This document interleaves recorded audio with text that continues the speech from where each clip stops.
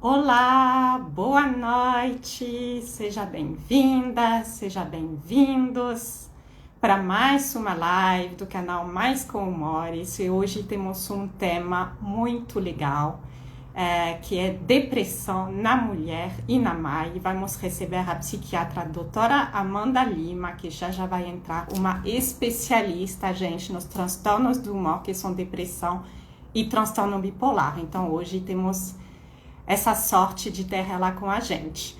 Vamos falar bastante desse tema em detalhes do que é a depressão na mulher e vamos falar muito do período perinatal, que é o período da gravidez e do pós-parto puerpério.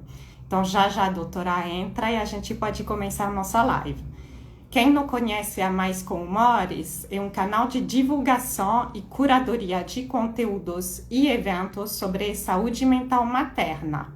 Então, esse canal principalmente é aqui no Instagram, tem também no canal YouTube as lives e tem um pouquinho no LinkedIn, mas principalmente eu publico nossos conteúdos no Instagram, são posts, conteúdos de qualidade. E aí, a doutora.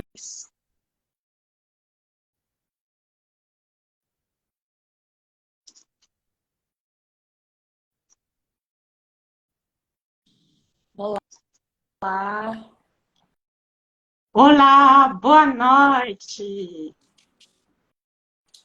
boa Tudo noite, tudo bem? E bem? você, doutora Amanda?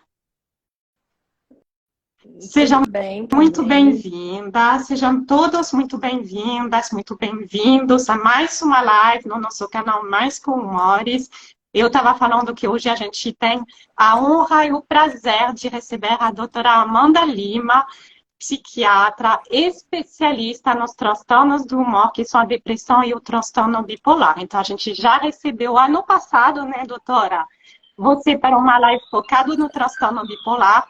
E hoje a gente resolveu trazer para vocês um pouco mais do lado da depressão, focando na mulher e principalmente nas mães.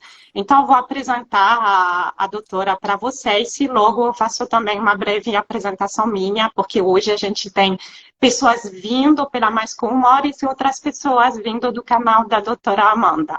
Então, a doutora Amanda, ela é médica pela Faculdade de Medicina de Barbacena, psiquiatra pelo Centro Hospitalar de Barbacena. Ela atua com foco nos tratamentos do transtorno do humor, que eu falei que a depressão é um transtorno bipolar, e ela é também professora do Departamento de Saúde Mental do UFMG, né, da Universidade Federal de Minas Gerais. Ela mora lá em Minas Gerais, eu estou aqui em São Paulo, e graças à tecnologia estamos juntas hoje para essa noite maravilhosa. Quem não me conhece, eu sou a Cristelle, eu sou a criadora da Mais com Humores, que é um canal de divulgação e curadoria de conteúdos e eventos sobre saúde mental materna. Então, principalmente aqui o canal no Instagram. E temos também, muito importante, um diferencial, que é um grupo de apoio online para mães e futuras mães com depressão ou transtorno bipolar. Então, se você se encontra nessa situação e procura um grupo de apoio de pares para poder desabafar, trocar experiências, trocar dicas, vem para nosso grupo de apoio. A inscrição no link na bio, você clica na pré-inscrição para receber as próximas datas, tá bom? E hoje vamos falar de depressão na mulher e na mãe. Então, vamos falar de muita coisa. Vamos falar do período da gravidez, do período pós-parto, do tratamento, dos riscos, de como diagnosticar, enfim, um bate-papo muito gostoso. Eu queria que você começasse, doutora, para falar um pouquinho da depressão nas mulheres. Será que ela é diferente entre homem e mulheres, por exemplo? Cristelle, primeiro eu queria agradecer o seu convite, né? Eu sou admiradora da sua página, do projeto que você montou. Não é só uma página, né? É um projeto mesmo. Então, assim, para mim é um prazer estar aqui. Eu acho que quase um ano depois daquela live que a gente fez, né? Mas a gente está aqui. Mas vamos falar então da depressão no contexto mundial, né? A gente sabe que a depressão ela atinge pessoas de todas as classes sociais, mas a depressão ela é diferente porque ela atinge mais mulheres do que homens. Os estudos de prevalência, eles não são muito certinhos assim, por questões metodológicas, mas coloca aí que a prevalência seria de até 15 a 20% ao longo da vida, e nas mulheres podendo chegar até 25, 28% ao longo da vida. Então, assim, é uma prevalência aumentada. Nós, mulheres, sofremos mais por questões de transtornos de ansiedade, transtornos depressivos, transtornos alimentares. Então, assim, é uma população de risco especial que a gente tem que falar sobre isso, né? Então, existe uma diferença, assim, de incidência, né, ao longo da vida, prevalência também nas mulheres e nos homens. Então, por isso que é tão importante a gente estar aqui hoje A gente falando é desse tema, né? sorteada, né? Nasce mulher e carrega esse peso de ter mais transtornos mentais, e principalmente a depressão. Tem alguma especificidade da depressão por ser na mulher? Será que o fato de ter variação hormonal, isso influencia também nas questões de depressões? Influencia tanto, né, Cristelle, que a gente vê que algumas pacientes que têm uma sensibilidade maior aos hormônios, elas apresentam, por exemplo, períodos pré-menstruais mais intensos, por causa da variação principalmente da progesterona. Lógico que quando a gente fala, né, de os hormônios, todos eles estão agindo, né, em conjunto na gente, a ocitocina, a prolactina, né? Mas a gente sabe que a progesterona, ela tem um papel depressogênico.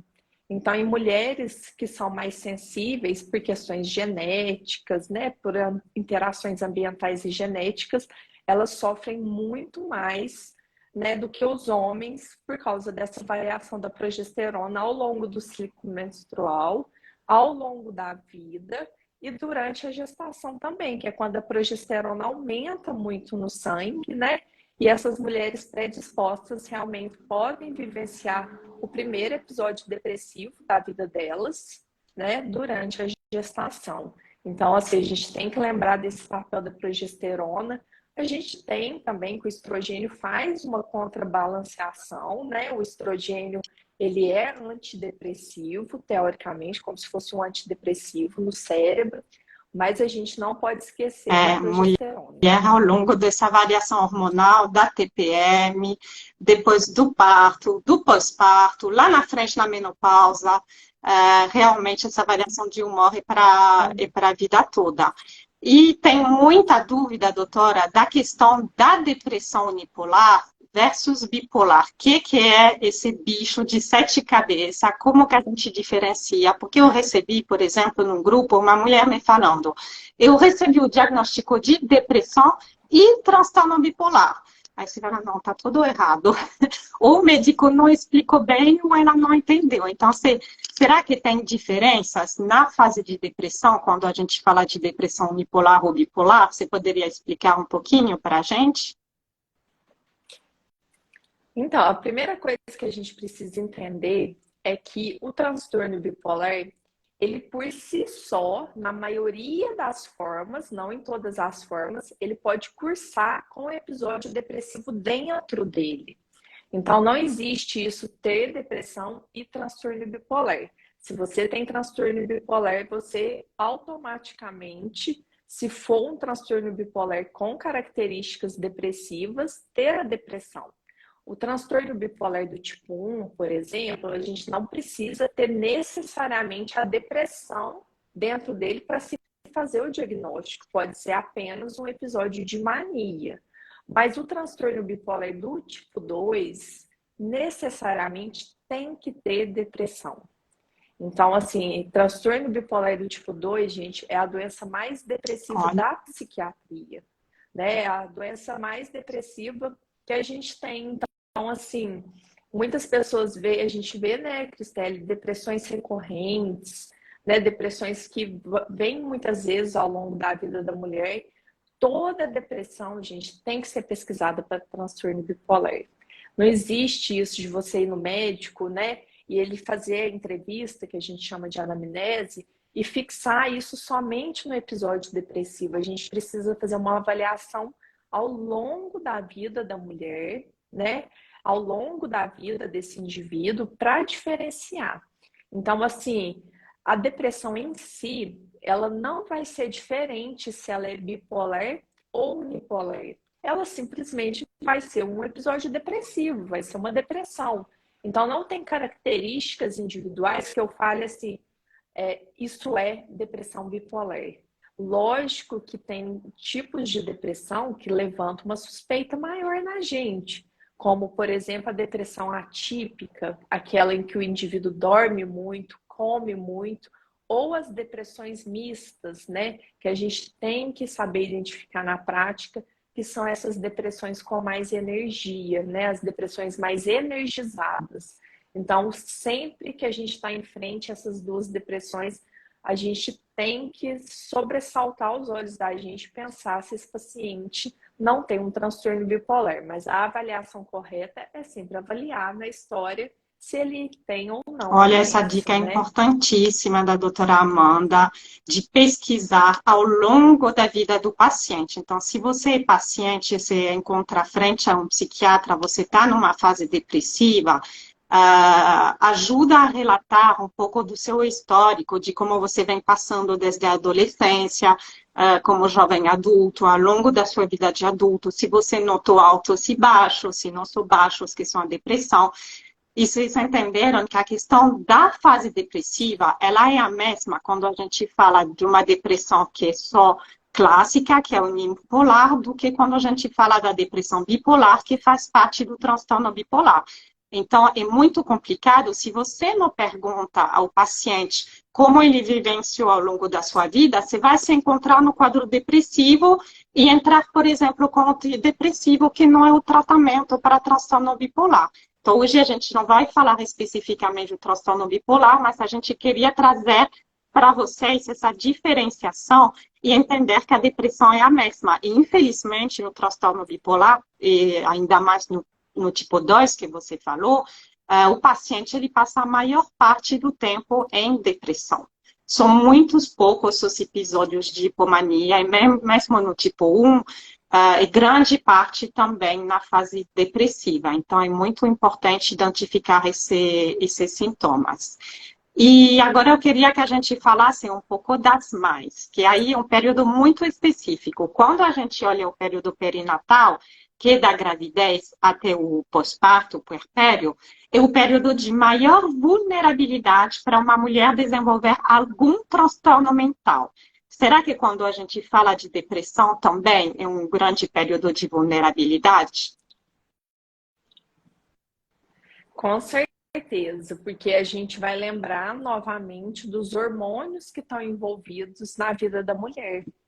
Então, assim, eu sempre pego essa dica, entre aspas, né, da gente pesquisar como que é essa mulher ao longo do mês. Se ela tem uma sensibilidade hormonal, né, se ela tem períodos pré-menstruais com muitos sintomas, né, depressivos, não é sintoma físico, porque isso que a gente tem que diferenciar. O sintoma físico, ele é normal, um inchaço, né?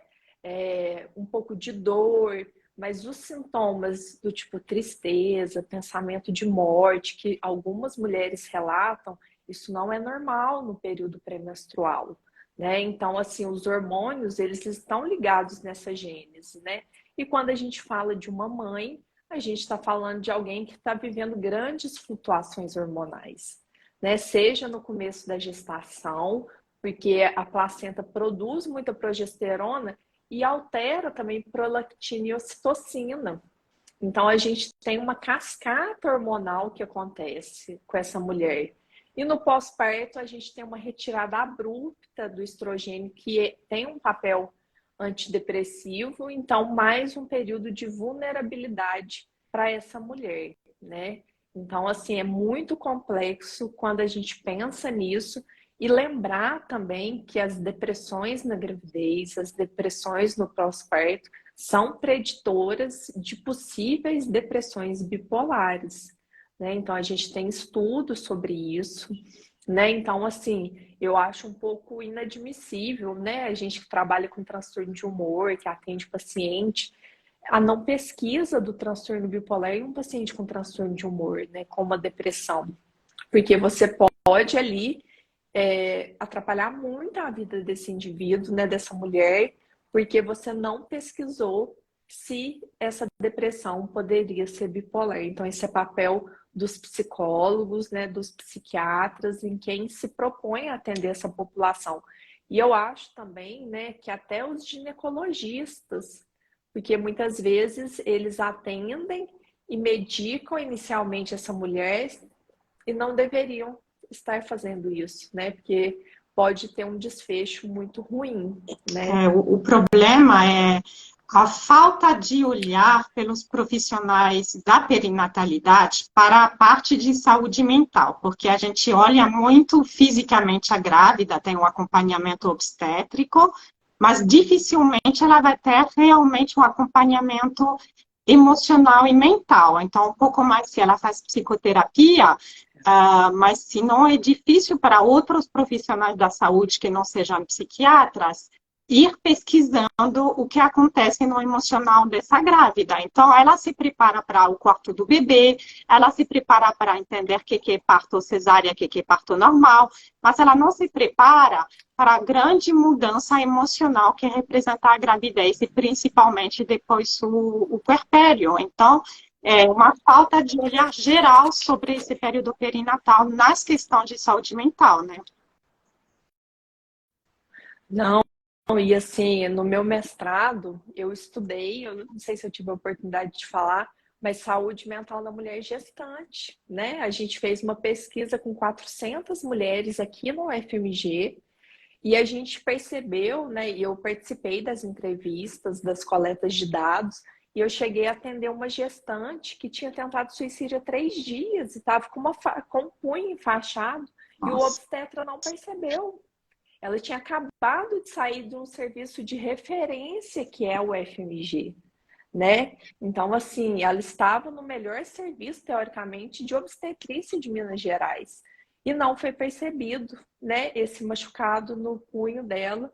E outras pacientes com ideação suicida, com transtorno alimentar, com depressão, com transtorno bipolar. E a gente, assim, começou a fazer um rastreio e teve que, na verdade, montar uma estratégia de atendimento para essas mulheres. Porque a gente percebeu que até no serviço de referência, né, e elas relatavam isso para a gente, falou assim, Amanda, todo mundo só quer saber do bebê. Eles só querem saber do neném, é o tamanho do neném, é o ultrassom do neném, é o peso do neném, o peso delas para saber o peso do neném. Então, assim, não é nada voltado para a saúde materna, né? Então, assim, ter estudado isso e ter visto isso com os meus olhos foi muito chocante para mim, né, como profissional, assim. Então, a gente tem um estudo também, né, que o Amaury Cantilino fez no Nordeste, mostrando, né, que os clínicos gerais e os obstetras são as pessoas que mais retiram medicações dessas mulheres quando elas engravidam, né? Então, assim, retira toda a medicação, né? Posteriormente a gente vai falar sobre isso, mas a gente tem medicações que podem ser usadas, né, durante esse período. Então, eu acho que é um problema realmente assim de saúde pública que a gente não tem estudado a fundo e a gente não tem tantos dados sobre isso, né? Mas que a gente precisa ter esse Com alerta. certeza, é muito importante. E quando a gente olha a parte da gestação, tem alguns dados sobre a depressão, alguns fatos mais relevantes?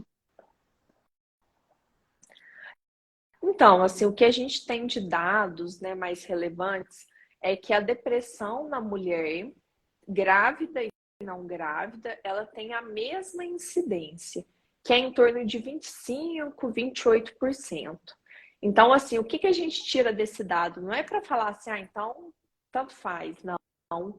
É para a gente pensar além, pensar que gravidez não é fator de proteção para depressão. Então, tem muita gente que fala assim, ah, mas é o momento mais lindo da mulher, mas ela não escolhe adoecer, né? Ela não escolhe ter uma depressão. Então, assim, pode ser o momento mais lindo na vida de muitas mulheres, mas podem ter mulheres que vão adoecer, né? Então, a gente tem esses dados, mas é para corroborar para a gente que gravidez não é fator de proteção para transtorno psiquiátrico.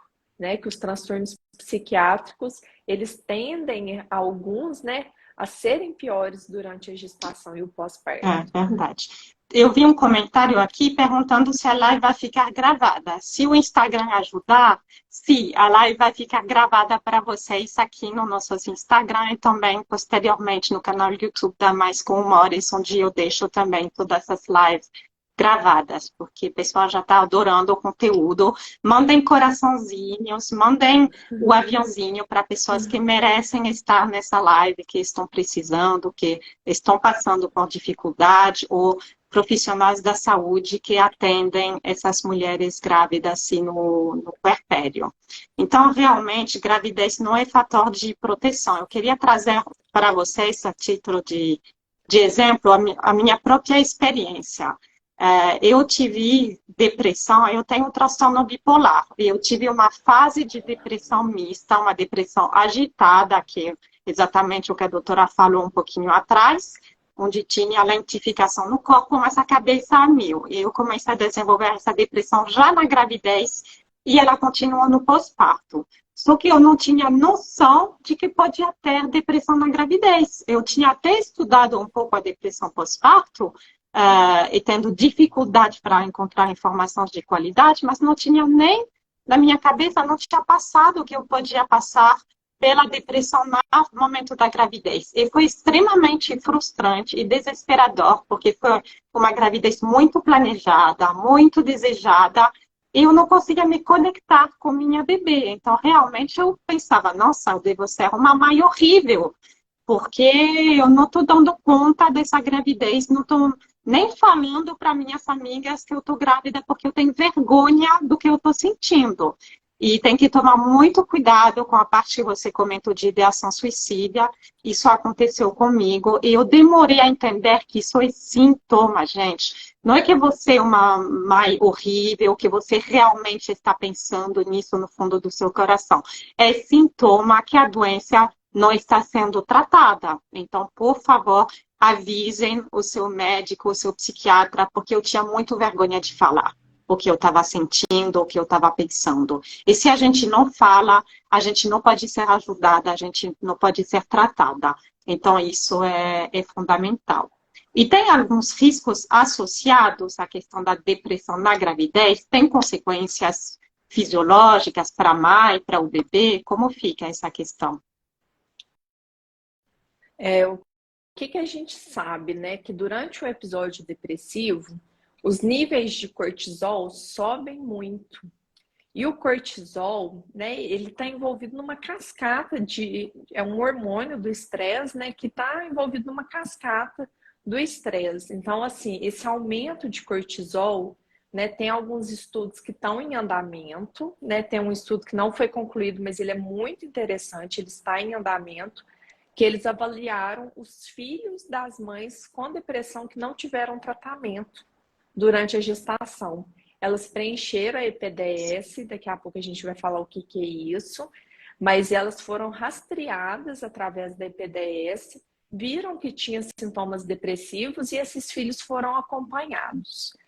Com 5 anos de idade, eles fizeram uma ressonância desses filhos, né? E quando fizeram essa ressonância, viram que eles tinham algumas alterações neurobiológicas, ainda inespecíficas, né? Eles ainda não conseguiram, porque eles estão acompanhando essas crianças, né? Esse estudo é de uns 2 anos atrás, se não me engano.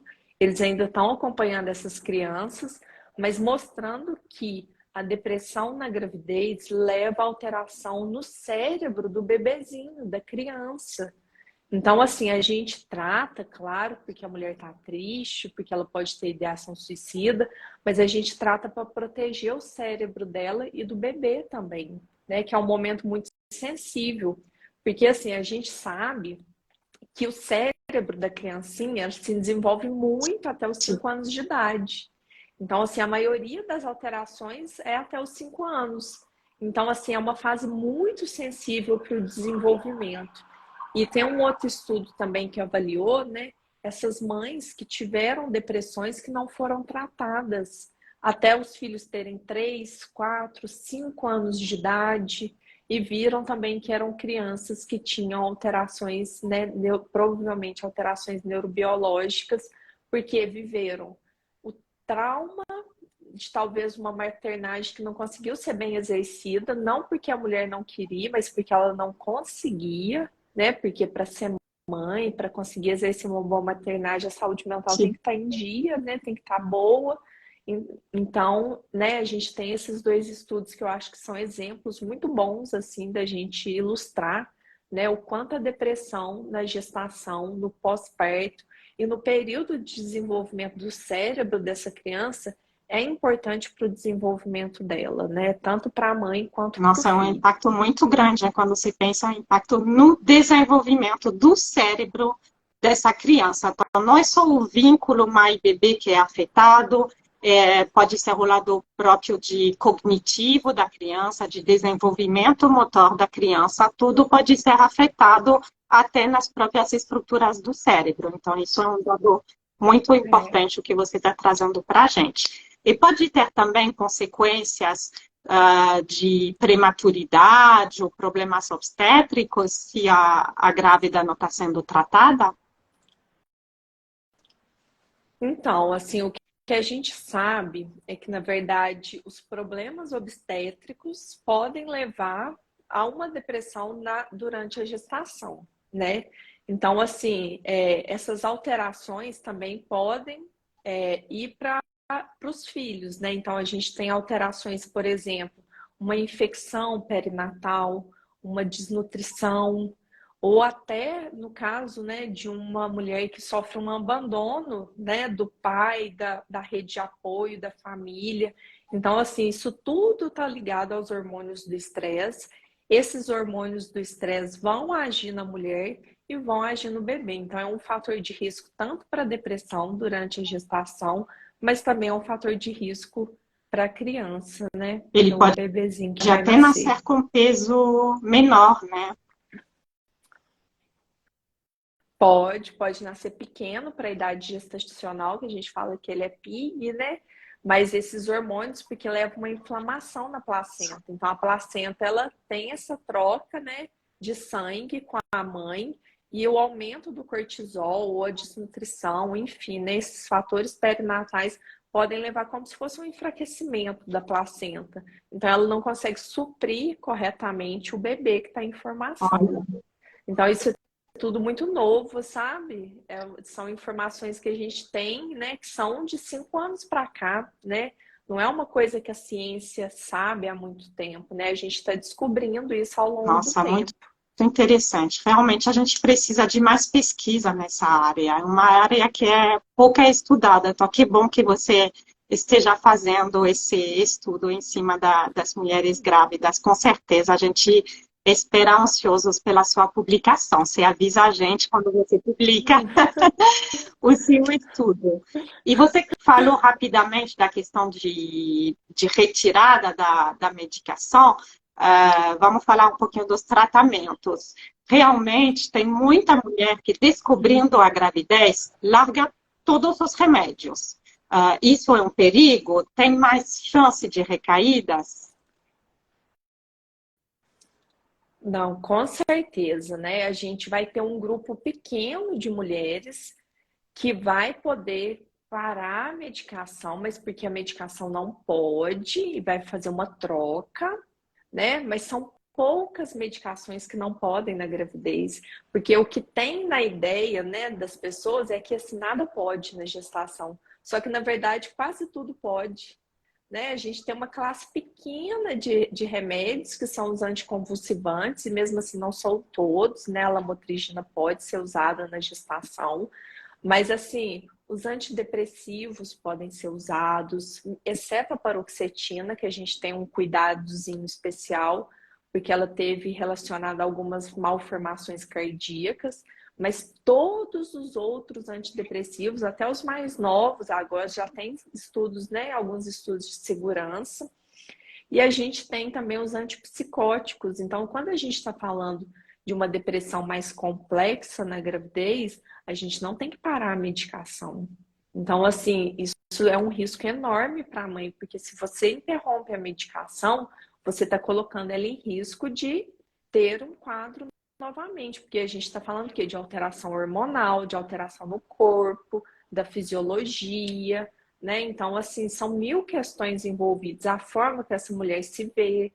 Então, assim, interromper a medicação, gente, não é a saída, né? Se você descobre que você está grávida, você tem que correr para o seu psiquiatra. Eu ia falar assim, o obstetra talvez tire a medicação, né? A gente tem esses estudos que mostram, né, que infelizmente eles acabam tirando muitas medicações, mas tem que tentar ter um contato com o psiquiatra, seja no SUS, né? O SUS, gente, é um local de atendimento para você, né? Tem muitas pessoas que têm receio de procurar o SUS porque acham assim como se o SUS estivesse fazendo um favor para ela. Não, a gente paga imposto, quem trabalha ele está Pode ser. recebendo. Então, assim, eu fui médica do SUS durante 5 anos. Então, assim, eu estava ali para atender aquela população. Então, assim, procure um médico, não importa se é do SUS, né? Ou se é um médico particular, se você tem esse privilégio de ter um médico particular, mas procure ele, porque assim, na maioria das vezes a gente não vai interromper a medicação. Talvez a gente faça uma troca, né? E assim, vai fazer troca só se for anticonvulsivante, basicamente, ou benzodiazepínico no comecinho da gestação, ou o próprio lítio, né? Bem naquele comecinho a gente evita, mas depois a gente pode usar. Então, assim, procure o seu psiquiatra e converse com ele, porque tem que colocar na balança. Infelizmente, no Brasil, muitas mulheres, né, na rede pública só descobrem que estão grávidas quando elas entram no segundo trimestre de gestação. Então, assim, às vezes elas se desesperam e param a medicação, o obstetra tira, mas o bebezinho já está formado, né? Ele se formou nas primeiras 4 ou 8 semanas. Não adianta. Então, assim, a gente tem que saber dessas informações também, né? Que o bebezinho já está formado. Então, se você descobre uma gestação com 15 semanas, seu bebê já está formado, né? Ele formou ali até a 12ª, né? Os detalhes menores assim, mas o sistema nervoso central até a 8ª semana, basicamente, né? Então, assim, não é recomendação interromper a medicação. É falar com o médico para ver qual medicação que você toma e qual que vai ser a conduta dele frente ao seu quadro, mas não deixar de ser acompanhada, porque muitas mulheres interrompem a medicação e não voltam no psiquiatra, né? Eu tive paciente no consultório particular que voltou para mim com a barriga enorme, eu fiquei assim, Passando meu mal, né? Deus, mas você tá Passando grávida mal. de... Voltou porque estava passando mal. É, de 6, 7 meses, e eu fiquei assim, meu Deus, mas você não precisava ter parado a medicação, né? Era tal remédio. Então, assim, a gente sempre tem uma saída para contornar isso e para conseguir tratar essas mulheres durante a gestação e o pós-parto, né? A gente não deixa E, ninguém sem e tratamento. isso que a gente fala de depressão unipolar e também de depressão bipolar. É verdade, nos dois casos que há remédios seguros, então é importante avaliar esse risco-benefício com o seu psiquiatra. Como a doutora falou, existe antidepressivos, existem antipsicóticos, alguns anticonvulsionantes tem que tomar um pouco mais de cuidado, benzodiazepina tem que tomar um pouquinho mais de cuidado também, mas existem várias medicações seguras. Então, vamos acabar com esse mito de não pode tomar nada na gravidez. É muito importante. Eu vou fazer um parêntese, porque tem alguém que perguntou se tem algum grupo de apoio, alguma rede de apoio para transtorno bipolar em BH, pelo que eu entendi. Eu não sei especificamente em BH, a doutora pode complementar, mas temos dois grupos de apoio. Temos o grupo de apoio da Abrata, que é a Associação Brasileira de Amigos e Portadores e Familiares de Pessoas com Depressão e Transtorno Bipolar. Eles fazem grupos online maravilhosos e muito acolhimento. E tem o nosso próprio grupo da Mães com Humores, ele é focada nas mães e futuras mães com depressão e transtorno bipolar. Então, se você é mais para familiar, amigos, eu aconselho você a ir diretamente na Abrata. Não sei, doutora, se existe alguma coisa em BH especificamente? Não temos, né? Até onde eu saiba, porque eu estou na UFMG, então, assim, seria uma instituição que poderia criar um grupo desse, né? É uma coisa que eu tenho vontade de fazer. Mas hoje a Abrata também, eu tenho muita vontade de fazer isso em Belo Horizonte, criar um grupo, de ter um espaço dentro da universidade para fazer isso. Porque, assim, é muito importante, porque as pessoas querem trocar experiências. Mas hoje também a gente tem que aproveitar o online. Então, a gente tem aqui o Mães com Humores, né? Que tem os grupos online, né? Vocês fazem os encontros. E tem a Abrata também, que tem os encontros online. É verdade, né? Em Brasília tem a APTA, tem alguém que está colocando aqui. É parecido com a Abrata, é o mesmo tipo de foco, né? Só que é em Brasília, então tem grupos presenciais também. A Abrata, ela fica em São Paulo e ela está também para voltar esse ano aos encontros presenciais, além dos encontros online, tá, gente? Notícia. E então está muito claro para a gente o que pode e o que não pode de tratamento medicamentoso. Se alguém tiver mais alguma dúvida, coloquem aqui nos comentários. Aproveitem nesse chat, eu vou fazendo a moderação e lendo cada vez que for possível. Obrigada às pessoas que colocaram que a live é muito didática, que estão aprendendo muito. Continuem mandando o coração, a gente adora. E já estamos presenciais, a Viviane falando da APTA. Ah, que bom, a APTA está no presencial, então aproveita quem mora em Brasília, tá bom? E eu queria que a gente falasse agora um pouco do pós-parto. A gente falou da gravidez. O que acontece no pós-parto? Como que seria essa prevalência da depressão? Quais são os fatos importantes que a gente tem que ficar atento? Eu acho que um dos fatos mais importantes, né, é que a gente sabe, assim, que a depressão no pós-parto, ela simplesmente não aparece, né? Na maioria das vezes, veio de uma depressão gestacional, né, que não foi abordada, que não foi tratada, e no pós-parto ela pode ter uma agudização. Tem muita gente que fica confuso entre aquela coisa normal que é o blues puerperal, né? Só que as pessoas não conhecem por esse nome. Às vezes Baby falam, blues isso é também. normal dos Fala de baby PPX, né? blues. Qual seria a diferença do baby blues blues. para uma depressão, para ficar atenta? O baby blues, gente, ele é autolimitado e ele dura no máximo 10, 15 dias. Então, assim, os sintomas são muito parecidos. A gente vai ter choro, tristeza, humor deprimido, pode ter alteração de sono, alteração de apetite, até porque a mulher está vivendo um boom hormonal, né? Assim, a placenta saiu e os hormônios, né, se modificaram todos. Então, assim, ela pode ter sintomas que a gente fala de sintomas depressivos like, né? Parecido com sintomas depressivos, só que com 10, 12, 15 dias ele vai entrando em resolução. E a depressão é o contrário, ela piora, né? Ela vai piorando e ela dura pelo menos 15 dias. Então, o tempo é o que mais guia a gente, né? A gente saber que o blues puerperal ele dura até 15 dias e a depressão tem que durar pelo menos 15 dias para a gente caracterizar como depressão.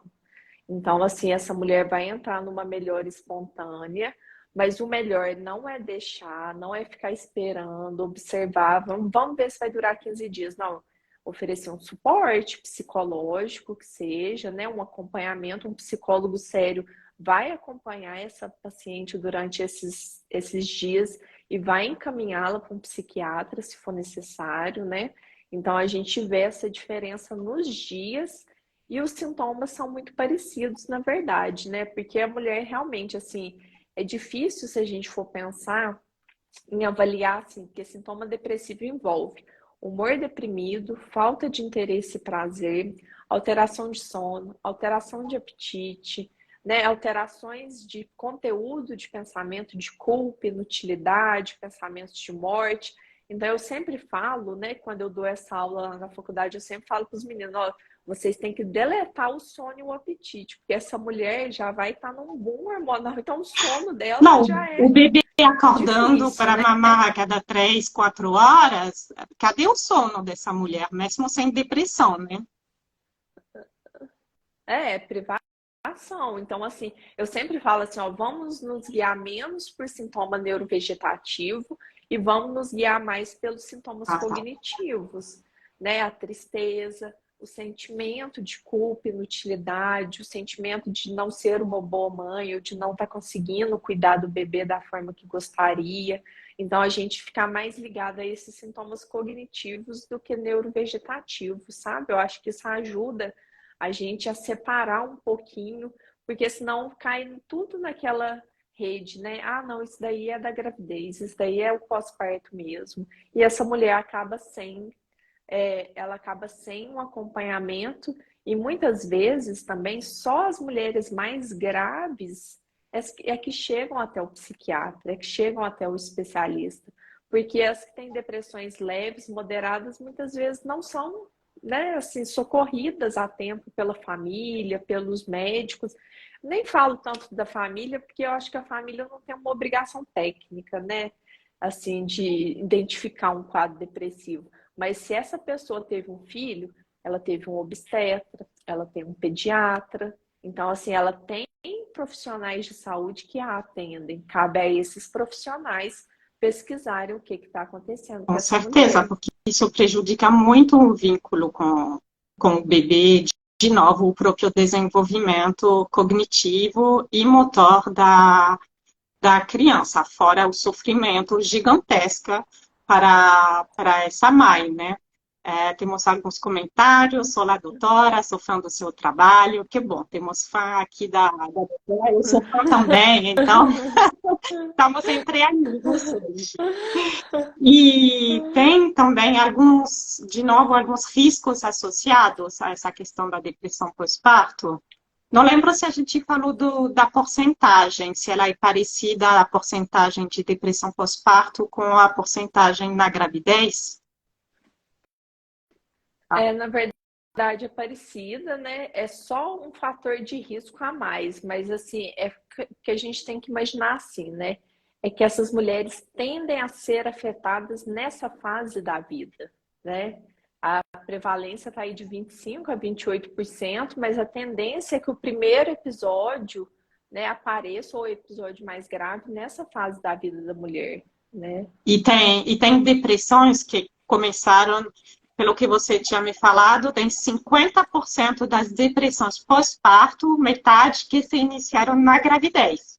Por isso que a gente deu tanto ênfase na depressão na gravidez, porque é importante rastreá-la, diagnosticá-la para ter o tratamento e que ele não se prolonga tanto depois no pós-parto, esse sofrimento, né? Tem alguns riscos associados à depressão pós-parto? A gente sabe dos riscos hormonais, né? Eu sempre gosto de fazer assim, né? Como eu dou aula disso, eu aprendo, né? Como os alunos aprendem mais. Mas assim, eu sempre falo que a gente tem os riscos psicológicos, os sociais e os biológicos. Então, assim, uma mulher com histórico de transtorno de humor, a gente tem que acompanhá-la de perto, porque é uma fase sensível. Então, ela já teve depressão ao longo da vida, principalmente se ela já teve mais de 2 ou 3 episódios. Porque a gente sabe que quando a mulher deprime pela primeira vez, a mulher não, né? A população geral deprime pela primeira vez, tem 30% de chance de deprimir pela segunda vez. E depois de deprimir pela segunda vez, tem 60% de chance de deprimir a terceira vez. E depois da terceira vez, a gente cai em quase 100% de chance de deprimir de novo, se não tratado. Então, se a gente pega uma mulher que já teve 2, 3 depressões, a chance dela deprimir na gravidez e no pós-parto é alta. Não quer dizer que vai acontecer, mas é alta, é alguém que a gente deve monitorizar, é alguém que a gente não deve retirar a medicação em hipótese alguma, né? Agora, se for uma mulher que deprimiu uma vez, a gente vai só monitorizar, né? Orientar. Mas se essa mulher já deprimiu 2, 3 vezes, é bom manter um acompanhamento, orientar a família, orientar os sintomas, né? Porque a gente não sabe, porque é um fator de risco importante ter deprimido mais de 2, 3 vezes. Nossa, resistente. Mas eu tava falando, eu Do não terminei de concluir. primeiro. Eu falei tem os biológicos, então são esses, né? E a gente tem, então, o histórico de transtorno de humor na família, então, histórico de depressão recorrente, de transtorno bipolar nessa família, né? Eu tenho que ficar atenta à história familiar. Não dá para fazer uma anamnese sem pesquisar a história da família, né? A anamnese é a entrevista que a gente faz com o paciente. A gente tem os fatores sociais, né? Então, abandono parental, desnutrição, fatores socioeconômicos, não? Então, essa mulher não ter acesso mesmo ao básico, né? Assim, de alimentação, né? Como que ela vai dormir, sendo que ela já vai viver uma privação de sono, sendo que ela não tem o que comer, né? Muitas vezes. Então, a gente está falando de uma realidade que é uma realidade do Brasil, né? Então, assim, a gente tem que lembrar desses fatores sociais e os fatores psicológicos também que estão envolvidos de resiliência pessoal, né? Que já são mecanismos que a gente desenvolve ao longo da vida.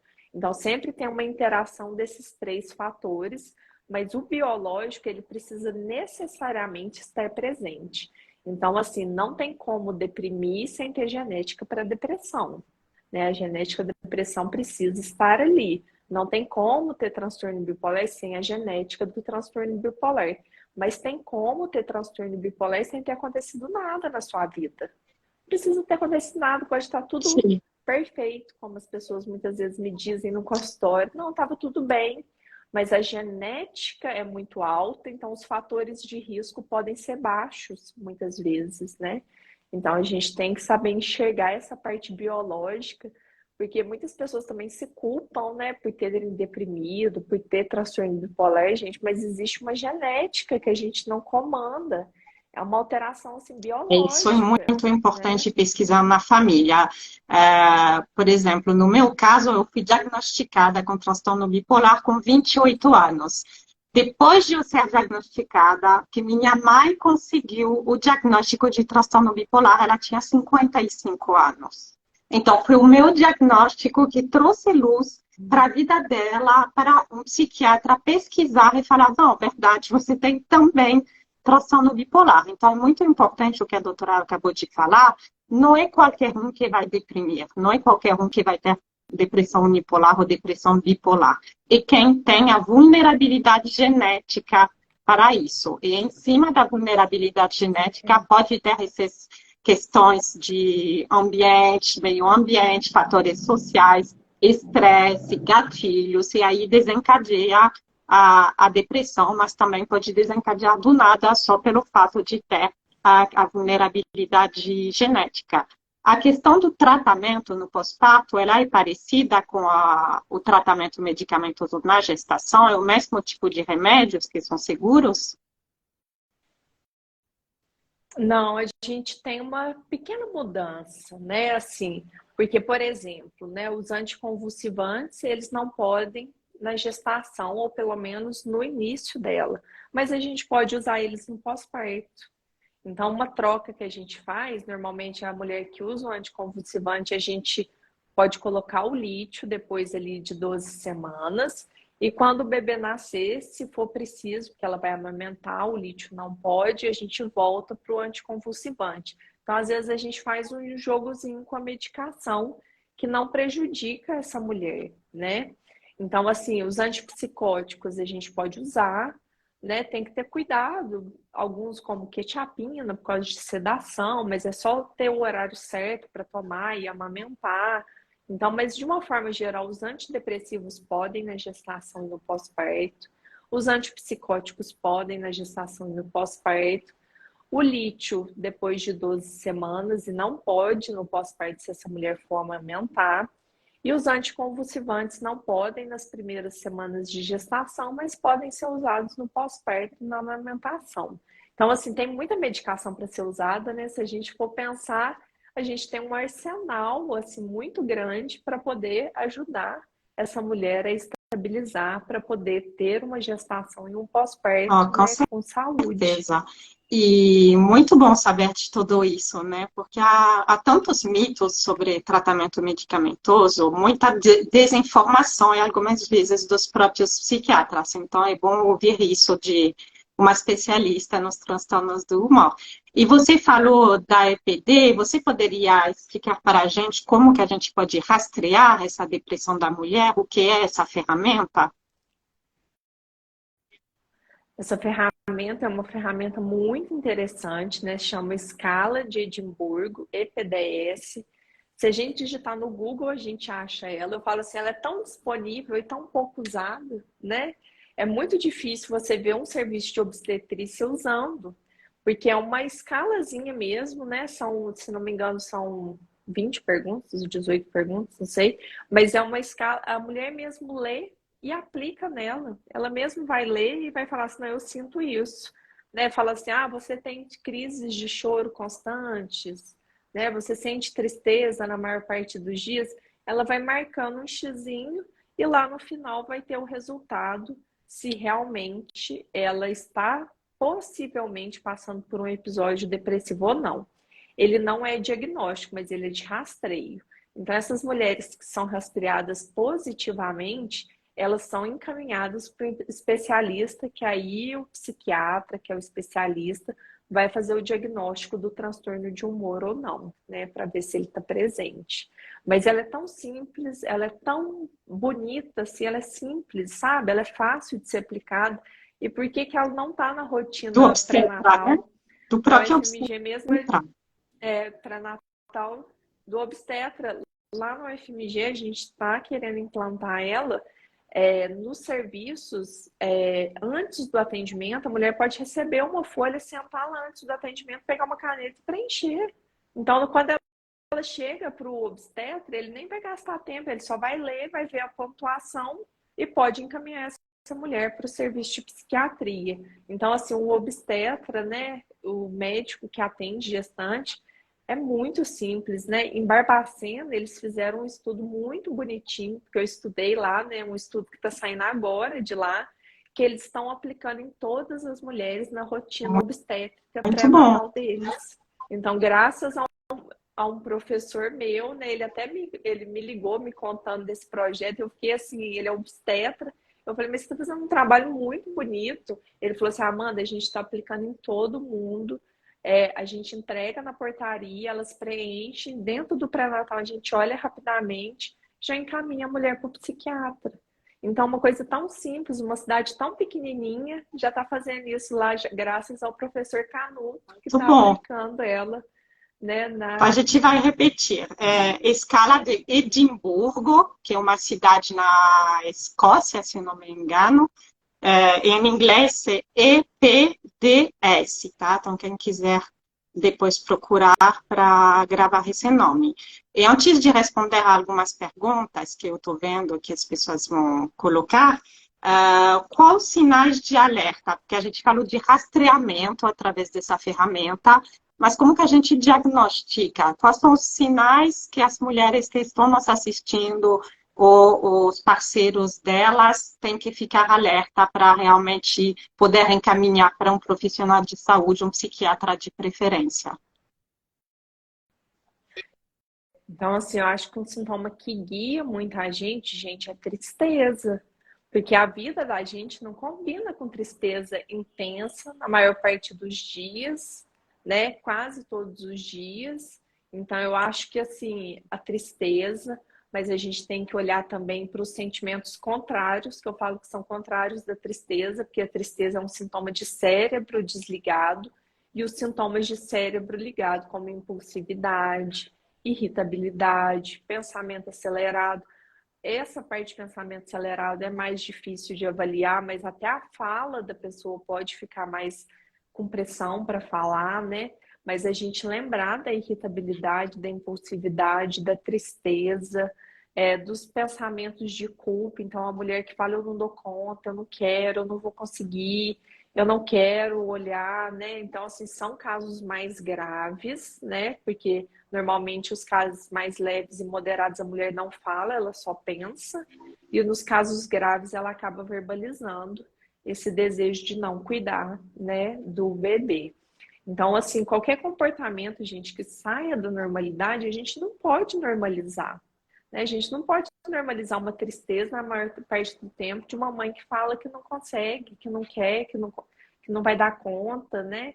que não consegue dormir nos poucos momentos que ela tem de descanso, que não consegue amamentar. Então, assim, a gente tem que ficar muito preso a isso, ao conteúdo do discurso dessa pessoa. Acho que a gente tem que aprender a ouvir mais as pessoas. Porque se a gente ouvir essa mulher, a gente vai ver que ela está com falas que não condizem com as falas dela de antes. Ou lá da gestação, ou antes de estarem grávidas, né? Então, acho que a gente tem que aprender a ouvir as pessoas e a validar os sentimentos. Porque se ela está falando uma coisa negativa, a gente tem que validar aquilo como verdadeiro, como real naquele momento, né? E tudo isso é bom olhar a questão de prejuízos, porque quando é realmente uma depressão é forte, traz muito prejuízos na vida da pessoa e no cuidado ao bebê. Então, acho que realmente são sinais de alerta para a gente ficar ligado, ligada. E tem a questão da rede de apoio, né, que é fundamental, porque uma mãe solo tem muito mais dificuldade de cuidar do bebê, uma mãe que não tem parceiro ou família para apoiar, tudo cai nas ombros dela, então tem mais risco de desenvolver também alguma doença quem não tem nenhuma rede de apoio, né, aí é bem complicado. Eu queria abrir agora para as perguntas, quem quiser perguntar. Eu vi uma pergunta que foge um pouquinho do nosso tema, mas não queria deixar de responder, que é qual a diferença entre o TAG, que é o transtorno de ansiedade generalizada, e o TAB, que é o transtorno bipolar. Então o TAG, gente, é um transtorno ansioso, tá dentro do espectro da ansiedade, né? Não existe a pessoa ter ansiedade, ela tem um transtorno ansioso que pode ser fobia social, fobia específica, transtorno de ansiedade generalizada, mas ele está muito ligado à parte cognitiva, então a pessoa fica com antecipação negativa do futuro, né? Fica com, às vezes, uma irritabilidade leve, mas não é, né? Aí que as coisas se entrelaçam, né? Porque as pessoas leem os critérios diagnósticos e falam, nossa, mas parece transtorno bipolar. Mas a intensidade é muito diferente do TAG para o TAB, né? A irritabilidade que pode estar presente no transtorno bipolar é uma coisa muito maior, é externalizante na maioria das vezes, né? Quando é um sintoma importante. Então, eu entendo, assim, essa pergunta provavelmente não era de uma pessoa leiga, porque quando lê os critérios diagnósticos, ficam parecendo, né, que eles conversam entre si, mas eles não conversam. Porque o TAG está muito ligado a essa coisa do pensamento ansioso, da fadiga, de uma irritabilidade leve, de uma tensão muscular. E o TAB é um transtorno de humor, que a gente vê uma alternância, mesmo que leve, para leves e breves períodos de euforia, para os períodos de depressão, que são muito marcantes ao longo da vida do paciente. Como falamos aqui no Nordeste, essa doutora Amanda é porreta, não sei nem como pronuncia. Certo, gente, eu sou francesa, tá? Então, meu sotaque, algumas vezes, isso é complicado para mim. Tem uma pergunta que é qual o risco de o filho de uma mãe bipolar desenvolver a bipolaridade? Porque a gente falou que também tem que ter fator genético para desenvolver. Você tem algum dado sobre isso? A gente tem, né, que esse risco, na verdade, seria de 70% a 90%. Né? Alguns estudos colocam 70% de herdabilidade do gene, gente. Não quer dizer que vai herdar a doença. Né? Então, assim, a pessoa pode herdar o gene e nunca expressar a doença, né? Mas ela pode herdar o gene e expressar a doença, mas seria de 70% a 90%. Então, só para esclarecer, é importante essa parte, 70% a 90% é a herdabilidade do gene, a causa genética, que é 80%, entre 70% e 90% da causa genética. O que eu ouvi de dados da própria Doris Moreno, né, que é uma referência, gente, no Brasil em transtorno bipolar, é que o risco de um filho desenvolver transtorno bipolar, se a mãe tem transtorno bipolar, é em torno de 9% a 10%. Então, tem a questão da herdabilidade, que o transtorno bipolar realmente a causa genética é muito grande, mas você tem 90% de chance do filho não desenvolver transtorno bipolar, tá? Então, É um dado É, bem importante, porque eu vejo muitas mulheres que chegam na TMI e falam, nossa, Cris, eu estou desistindo de ter um filho porque eu tenho muito medo dele herdar. Então, tem, assim, 90% de chance de não herdar. E se herdar, como você já tem o seu diagnóstico, você vai ficar muito mais esperta de olhar para esse filho já na adolescência, já quando ele for mais jovem, para entender se ele tem risco, se ele está com sintomas que possa desenvolver transtorno bipolar. Então, a pessoa, ela pode ter um diagnóstico cedo, ao contrário da maioria das pessoas que demora 10 a 12 anos, gente, entre o início do sintoma e o diagnóstico de transtorno bipolar. São muitos anos de sofrimento. Existe um teste para verificar se é sobre transtorno bipolar? Infelizmente, não existe teste, né, doutora? não. O que a gente faz é entrevista com o paciente, mas quando a gente faz uma boa entrevista, gente, ela é superior a qualquer teste, porque assim, a medicina ela é clínica, as pessoas ficam buscando exames, mas o bom médico é um bom clínico, é aquele que sabe entrevistar, né? A entrevista ela é estruturada, elas não são perguntas ao léu, assim que a gente faz, né? Tem toda uma estrutura para a gente chegar no diagnóstico É, correto. temos aqui um comentário. Minha filha já abriu um quadro de mania uma semana. Isso, meu comentário. Uma semana após o parto. Ela foi diagnosticada com TAB tipo 1. Então, o que a gente comentou, né? Infelizmente, o período da gravidez e do pós-parto, ele pode ser um momento de desencadear de início de um transtorno bipolar, que foi o caso da filha dessa pessoa. Gente, Em uma consulta dá para saber em uma consulta bem feita, a gente já diagnostica o transtorno bipolar, sim, a depressão, né? Qualquer transtorno psiquiátrico a gente consegue, a maioria deles, diagnosticar na primeira consulta. Só os transtornos de personalidade que são mais difíceis, né? Que a gente precisa de mais tempo para avaliar, né, o paciente durante um é, tempo maior. e aí eu queria só responder algumas perguntas que a gente recebeu na caixinha de perguntas. A gente falou já dos remédios na gravidez. Tinha uma questão sobre a libido zerada. Libido zerada pode ser sinal de depressão? Pode. A libido, a concentração, os pensamentos, isso tudo pode estar envolvido. Porque se a gente for pensar bem, não combina uma mulher deprimida com uma libido aumentada, né? Assim, não, né, durante a depressão tá tudo ruim. Então, assim, a libido também, consequentemente, vai junto, né? Uma função neurovegetativa que vai Com junto. certeza, mas tem que tomar cuidado. Se é só libido zerado, sem nada de sintoma, o ponto é olhar todos os outros sintomas também, se ela vem acompanhada de outros sintomas. E É, tem pessoas também que se queixam que o próprio remédio tira da libido. Isso pode também acontecer com alguns remédios, mas não são a maioria, né? Não, assim, a questão da libido, normalmente o que que acontece? O paciente tem uma libido baixa e não está pensando em atividade sexual. Ele começa um antidepressivo e o antidepressivo ainda não agiu totalmente, aí ele começa a melhorar e começa a achar que a libido dele está baixa por causa do antidepressivo, mas já estava antes, é porque ele não avaliava a libido antes, porque ele estava deprimido, né? Não era interesse dele avaliar a libido. Então, assim, muitos antidepressivos não diminuem a libido, alguns realmente sim, podem diminuir, não quer dizer que vão, mas é um acompanhamento próximo com o psiquiatra mesmo para ver É, essas questões, né? e a outra pergunta que eu recebi, que você falou dos transtornos de personalidade que são mais complicados de desenvolver. As pessoas têm muita dúvida entre transtorno bipolar e borderline. Então, eu recebi essa pergunta e também de se pessoa borderline tem mais risco de desenvolver depressão pós-parto ou depressão perinatal, que a gente vai chamar, que a gente viu que na gravidez, que metade das depressões pós-parto já se iniciava na gravidez. O paciente com transtorno borderline, ele já tem uma predisposição, né, até a comorbidade com depressão.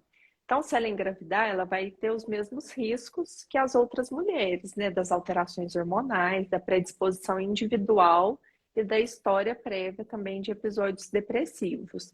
Mas, assim, o transtorno de personalidade borderline, apesar de parecer também com o transtorno bipolar quando a gente lê, na verdade, na prática é muito diferente. É muito diferente um paciente com transtorno bipolar e um com transtorno de personalidade, né? Mas isso dá uma Com aula, né? certeza. Na verdade, viram um universo, né? Mas assim, mas é muito diferente na prática. A gente tem que aprender a diferenciar, porque tem muito paciente recebendo o diagnóstico de transtorno borderline, muitas vezes tem transtorno bipolar, porque o profissional leva muito ao pé da letra o DSM e não lê os estudos em paralelo que a gente tem falando sobre esses É diagnósticos, né? muito mais complexo. Eu acho que eu vi uma pergunta que agora sumiu, que era ligado aos profissionais. Como encontrar profissionais que tenham experiência em bipolaridade e sejam acessíveis? Então, é um caminho que a gente tem, né? Como eu estou dentro da universidade, a gente vê, é procurar os ambulatórios especializados nas universidades públicas, né? Então, o FMG tem o ambulatório de transtorno bipolar, na USP tem dois, né? O GRUD e o PROTAB.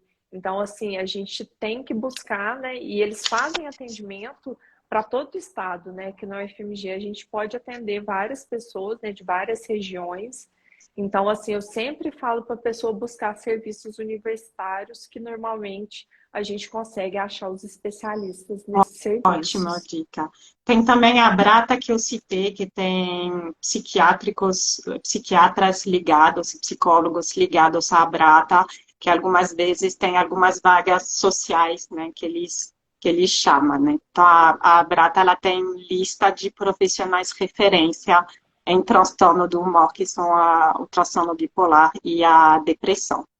Gente, vocês têm mais uma última pergunta? Senão, infelizmente, a gente já está se encaminhando para o final da live. Foi uma live maravilhosa, cheia de informação. Quem chegou tarde, por favor, volta a assistir. Quem não nos assistiu ainda ao vivo, quer assistir depois, aproveitem, porque foi muito conteúdo. Falamos de depressão na gravidez, falamos de depressão no pós-parto, falamos de tratamento, de riscos. E no início falamos de depressão na mulher, que é um pouco diferente do que no homem, né? Elas são mais acometidas, né, infelizmente, pela depressão do que o público masculino. Então, se ninguém tiver mais pergunta, deixa eu ver aqui. Espero que vocês gostaram. Minha filha tive a crise de mania no pós-parto, sem deprimir. Isso é comum acontecer? Pode acontecer também no pós-parto, por isso que eu falei de pesquisar irritabilidade, impulsividade, para ver os sintomas associados, mas é uma crise maníaca sem depressão, então seria transtorno bipolar do tipo 1, né? Exatamente. Acho que é isso. A desvenlafaxina é segura na gestação? Pode ser usada na gestação. Ótimo. Acho que é isso. Pessoal, vocês gostaram? Coloca aqui um comentários para a gente fica feliz. Para mim, eu fico muito feliz, porque tendo passado pelo que eu passei e sentindo na pele a falta de informação de qualidade sobre o assunto, eu fico muito feliz de trazer para vocês toda essa informação através de uma profissional que estuda isso e que vive na prática, no tratamento com seus pacientes, tudo que a gente comentou. Então, quem não segue ainda a doutora Amanda Lima, por favor, seguem, vale muito a pena. Quem não conhecia mais com o Mores, por favor, vem com a gente, segue a gente, acompanha os posts, acompanha o grupo de apoio. Quem é mãe ou futura mãe com depressão transtorno bipolar, vem para nosso grupo de apoio online, um grupo de acolhimento muito importante, tá bom? Então, agradeço a doutora, agradeço a presença de todos vocês e nos vemos para uma próxima live. Eu que agradeço, viu? Muito obrigada pelo convite. Boa noite a Boa todos e noite. todas. Tchau, tchau. Tchau, tchau.